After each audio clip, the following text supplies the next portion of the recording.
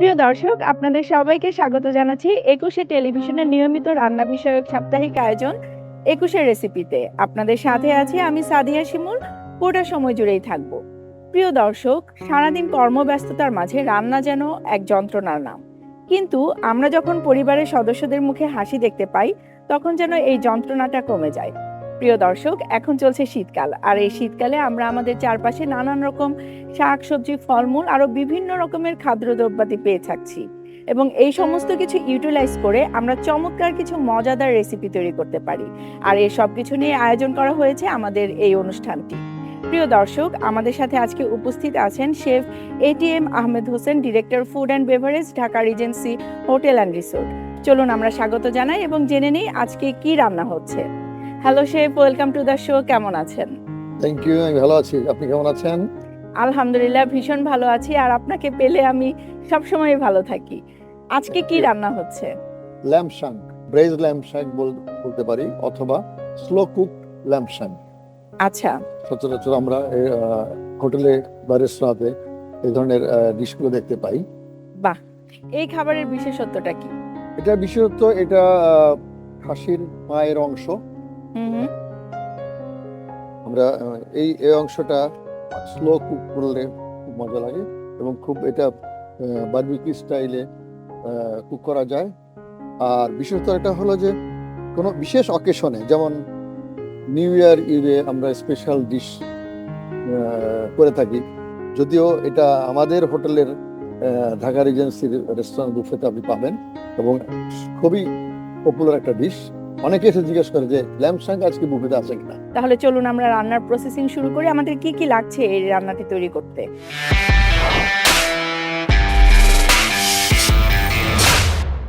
প্রথমেই 6 pieces lamb শাঙ্ক রেখেছি এখানে। তারপরে garlic chopped, barbecue sauce, tomato paste, ময়দা, flour, salt, black pepper powder, brown sugar, onion, chop parsley, rosemary, কিছু garlic cloves আছে, হোল গার্লিক, আর এটা হলো সিলারি, আর লাগবে বাটার। তাহলে আমরা রান্নাটি শুরু করি। রান্না শুরু করি। আমি রান্না জ্বালিয়ে দিই আগে। প্রথমে আমি এটা একটু সিজনিং দিয়ে দিই, কিছু সল্ট,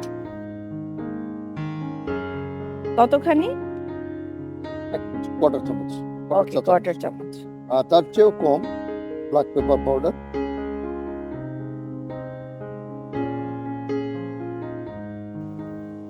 একটু অয়েল,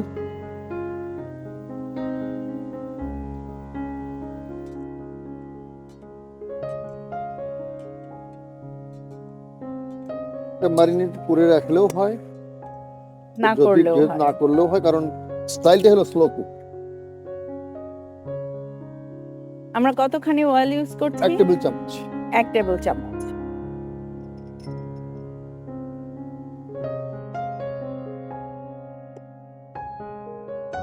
এখানে অনিয়নটা খুব বেশি ফাইন চপ করার প্রয়োজন নেই, যেহেতু অনেকক্ষণ ধরে কুক হবে, অনিয়ন গলে যাবে। একটু বড় টুকরাই করলাম। একটা অনিয়ন ইউজ করলেই হচ্ছে? না, আমি 2টা অনিয়ন দিই। ওকে।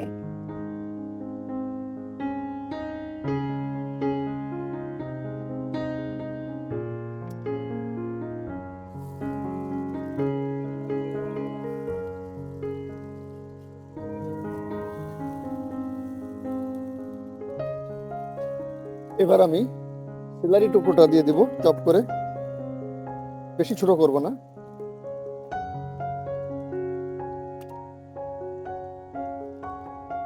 কয়েকটা রসুনের কোয়া,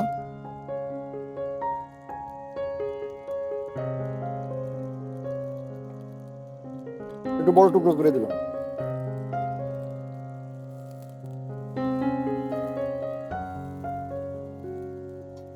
এবার আমি ল্যাম্বগুলো ছেড়ে দেব।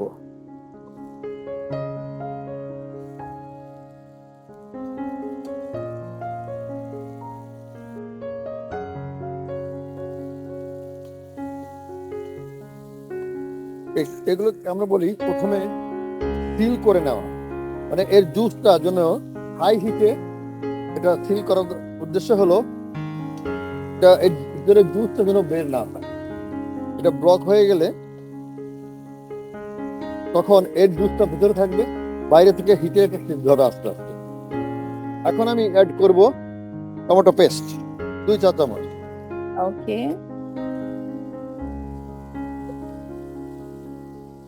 যদি মনে করি যে হিট বেশি হয়ে গেছে সেক্ষেত্রে একটু পানি অ্যাড করব। তো পাল্টা করে টমেটো পেস্টটা এর সাথে মাখামাখি হবে। এইবার অ্যাড করব একটু ময়দা।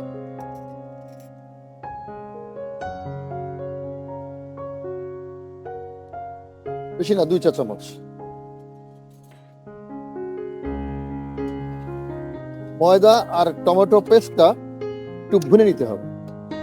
এটা থেকেই সস তৈরি হবে এবং এই সসের মধ্যেই এটা স্লোলি কুক হতে থাকবে, রান্না হতে থাকবে।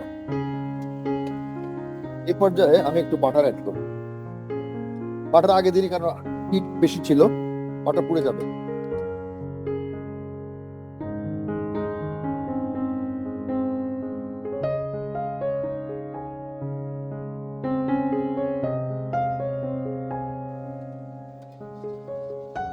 এই ময়দা এবং টমেটো পেস্ট ভালো মতো একটু ভুনা না হলে পানি অ্যাড করা যাবে। সো আমি সেই কাজটাই করছি। টমেটো পেস্ট এবং ময়দা এবং গার্লিক বাটার সব মিলে স্মেলটা যখন পাবো তখনই আমি পানি দিয়ে দেব। পানি দিয়ে এটা ডুবে দিতে হবে।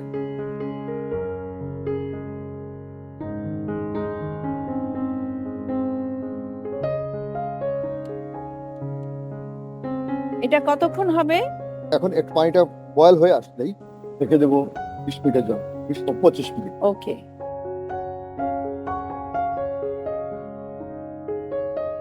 Wow, it's wow. Full boiling now. এখন এটা আমি হিটটা কমিয়ে দিলাম এবং ঢেকে দিব। 20 থেকে 25 মিনিট লাগবে এটা মিটটা কুক হতে। তাহলে এটা কুক হতে থাকুক আর আমরা ছোট্ট একটি বিরতি নিয়ে আসি।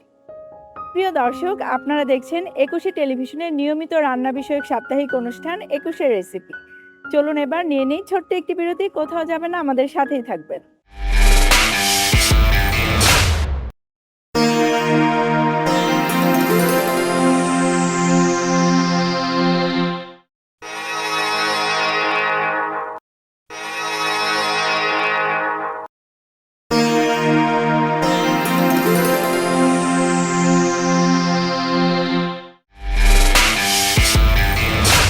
ফিরে এলাম বিরতির পর। আপনারা দেখছেন 21 টেলিভিশনের নিয়মিত রান্না বিষয়ক সাপ্তাহিক আয়োজন 21 রেসিপি।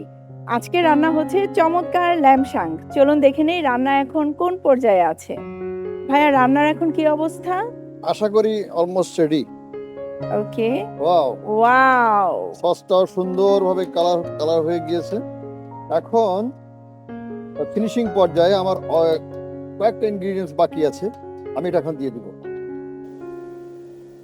এখানে আছে বারবিকিউ সস। আমি 2 চা চামচ বারবিকিউ সস অ্যাড করব। একটু ব্রাউন সুগার,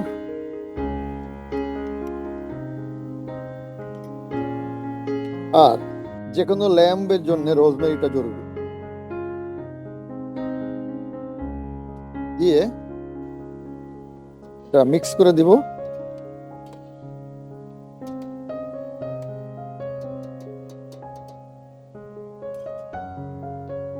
ঢেকে দেবো একটু। এখন আমি এটা গার্নিশ হিসেবে আমাকে ক্যাপসিকাম দেন, একটা Sure. দেন। একটা কালারফুল। হ্যাঁ, কালারফুল মিক্স কালার। ওকে। ইয়েলো ক্যাপসিকাম আমি 3 কালারে 3টা দিচ্ছি। হ্যাঁ, রেড ক্যাপসিকাম আগে ওয়াশ করে রেখেছি আমি। হুম। গ্রিন ক্যাপসিকাম আমি রেখে দিচ্ছি।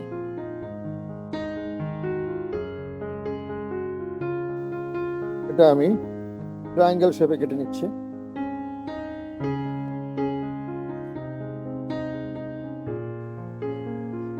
এটা এক ধরনের গার্নিশও বলতে পারেন, সাইড ডিশ ডেকোরেশনে বলতে পারেন, সব সাইড ডিশ বলতে পারেন। একটা টমেটো,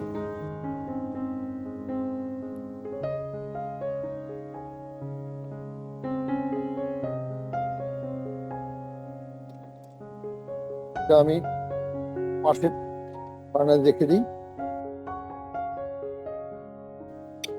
ননস্টিক প্যান নিয়ে নিলাম,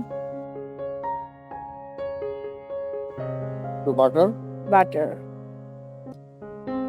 সতে করার জন্য বাটারটা খুব ইম্পর্টেন্ট।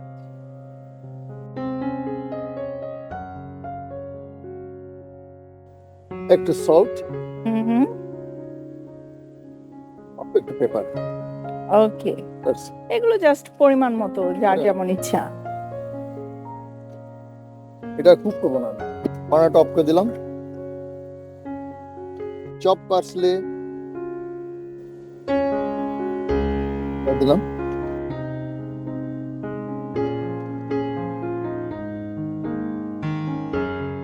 ওয়াও, ল্যাম্ব শাক রেডি, গার্নিশ রেডি। প্লেটিং করার আগে আমি প্লেটটা দেন, তো আমি সেন্টারে দেব।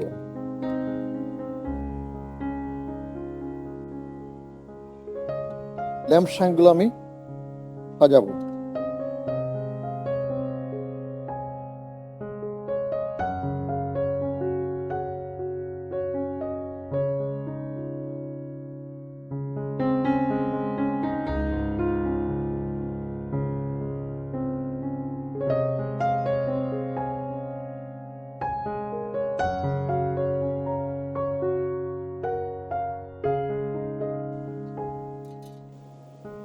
এডিশনাল সস একটু করে দেব।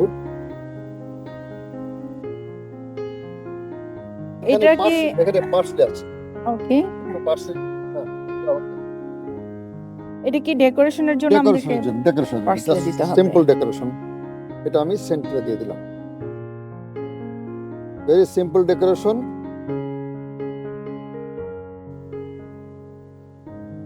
তো তৈরি হয়ে গেল আজকে special recipe, slow cook lamb শাক। বাহ, চমৎকার, দেখতেই বোঝা যাচ্ছে অনেক ইয়ামি। এটা তো অবশ্যই টেস্ট করতে হবে, কিন্তু আমি একটি ছোট্ট বিরতি নিয়ে আসি।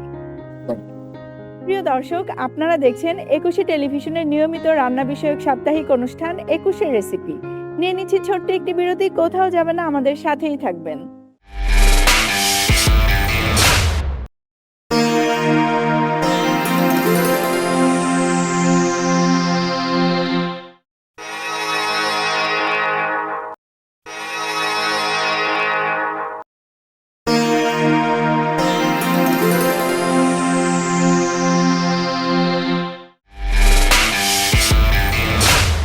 ফিরে এলাম বিরতির পর। আপনারা দেখছেন একুশে টেলিভিশনের নিয়মিত রান্না বিষয়ক সাপ্তাহিক অনুষ্ঠান একুশের রেসিপি।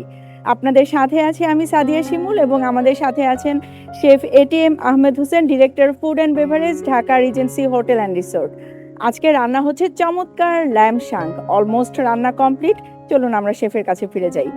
শেফ, রান্না তো অলমোস্ট কমপ্লিট, ডেকোরেশনের জন্য আমাদের খুব একটা কিছু করতে হলো না। কিছু কিছু খাবার থাকে ইটসেলফ ডেকোরেশন, তো ল্যাম্পগুলো এমন ভাবে সাজানো যে এটাকেই মনে হচ্ছে ডেকোরেটেড। তো আজকে আমি আপনার কাছে জানতে চাইবো যে ডেকোরেশন নিয়ে একটা স্পেশাল টিপস দিতে।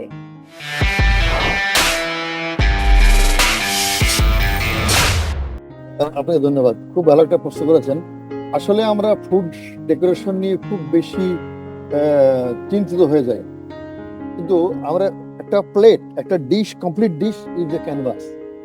এটা যদি আমি মাথায় রাখি, আমার মেন ডিশটা কি, সাইড ডিশটা কি, এটা যদি মিক্স কালার হয়, কালারফুল ভেজিটেবলস, এমনকি কালারফুল ফ্রুটস দিয়ে আমি এটা সাজাতে পারি। সাইডে যদি আমি colourful mix colour fruit, fresh fruit দেই, সেটাও হতে পারে।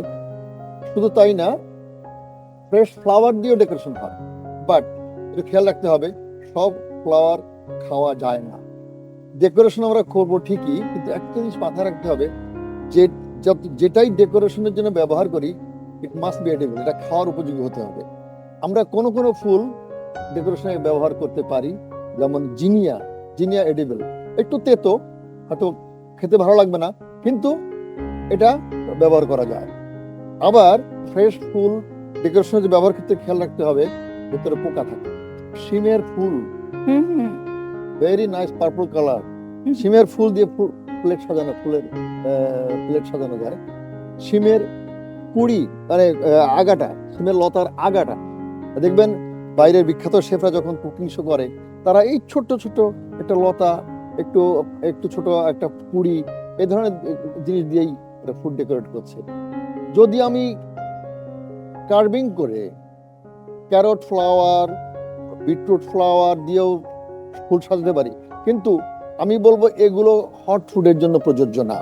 গরম খাবারের জন্য এমন কিছু করতে হবে যেটা ঝটপট প্লেটে সাজিয়ে দেওয়া যায়। আর carrot flower, beetroot flower, radish flower এগুলো বানাতে সময় লাগে, এইগুলো ব্যবহার করা যায় কোল্ড ডিশের ক্ষেত্রে। মোট কথা খেয়াল রাখতে হবে যে ডেকোরেশনের জিনিস আইটেমগুলো রেডি করতে গিয়ে যেন আবার গরম ফুডটা ঠান্ডা না হয়ে যায়। প্রিয় দর্শক, আমরা শেফের কাছ থেকে জেনে নিলাম চমৎকার একটি টিপস। এবার চলুন এক নজরে দেখে আসি পুরো রেসিপিটি।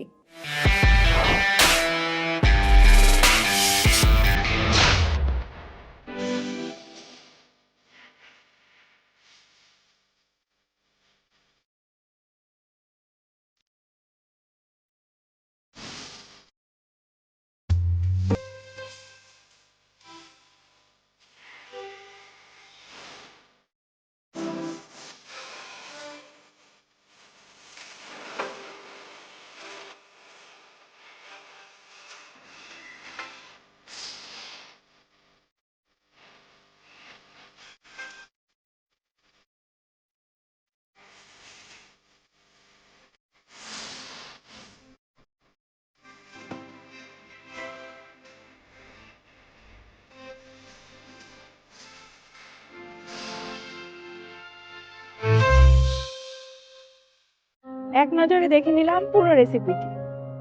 শেফ, আজকে তো আমাদের রান্নাটা অনেক আগেই হয়ে গিয়েছিল, আপনার সাথে খুব একটা কথা বলার সময়ও পাই না আমি।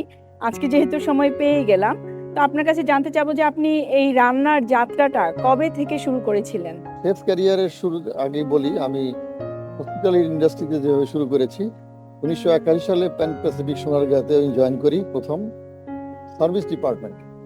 তারপর আমার মিডল ইস্ট যাবার সুযোগ হয় 84-এ, 84-তে ওখানে গিয়ে আমি সুইস হোটেলে জয়েন করি এবং ওখানে ফ্রেঞ্চ শেফের আন্ডারে ট্রেনিং করে 1986 সাল থেকেই আমার শেফ হিসেবে যাত্রা শুরু করতে পারেন। তো সুইস হোটেলে আমি 91 সাল পর্যন্ত ছিলাম, 1991 পর্যন্ত ছিলাম। ওখান থেকে আমি মুভ করি ম্যারিওটে, রিয়াদ ম্যারিওটে মুভ করি। সেখানে আমেরিকান চেঞ্জ, আমেরিকান ম্যানেজমেন্ট। এতদিন ছিলাম ইউরোপিয়ান কিচেনে, এবার নতুন আমেরিকান স্টাইল কিচেনে।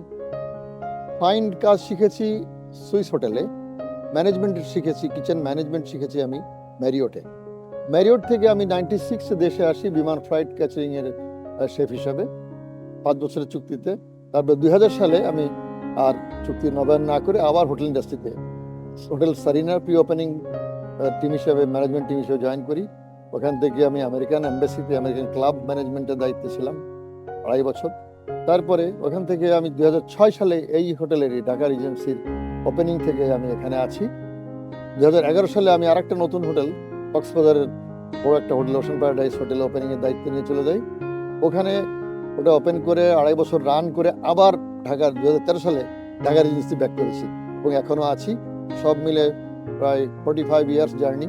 আপনাকে অনেক ধন্যবাদ। আপনার এক্সপেরিয়েন্সের কথা শুনলাম, প্রথম যাত্রার কথা শুনলাম, কিভাবে শুরু করলেন সেই অভিজ্ঞতার কথা শুনলাম। কিন্তু কথা বলতে বলতে, রান্না করতে করতে আমরা একেবারেই শেষ পর্যায়ে চলে এসেছি। আপনাকে অনেক ধন্যবাদ। আমরা শেষ করব, কিন্তু তার আগে যদি দর্শকদের উদ্দেশ্যে কিছু বলতে চান। প্রথমে ধন্যবাদ 21 টেলিভিশনকে এবং 21 রেসিপিতে আমাকে আমন্ত্রণ জানানোর জন্য। আর দর্শকদেরকে বলবো যে এই রেসিপিটি ল্যাম্পশাঙ্ক যে সহজভাবে দেখিয়ে দিলাম, আমরা হোটেল রেস্টুরেন্ট অপেক্ষায় না থেকে নিজেরা ঘরে বসে ট্রাই করতে পারি।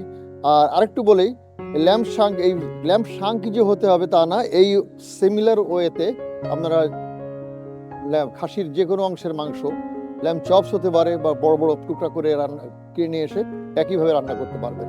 তো আশা করি সহজভাবে এটা করা যাবে। Thank you so much chef. আমরা একেবারেই শেষ পর্যায়ে চলে এসেছি। এটা টেস্ট করার আগে আমি আমার দর্শকদের কাছ থেকে বিদায় নিয়ে আসছি। প্রিয় দর্শক, এই ছিল আমাদের আজকের আয়োজন। আশা করি আপনাদের ভীষণ ভালো লেগেছে। আপনাদের ভালো লাগাটাই আমাদের প্রত্যাশা। আগামী দিন আবারও দেখা হবে নতুন কোনো রেসিপি নিয়ে। সেই পর্যন্ত আপনারা ভালো থাকবেন, সুস্থ থাকবেন, নিরাপদে থাকবেন এবং অবশ্যই 21 টেলিভিশনের সাথেই থাকবেন। এবার টেস্ট করব।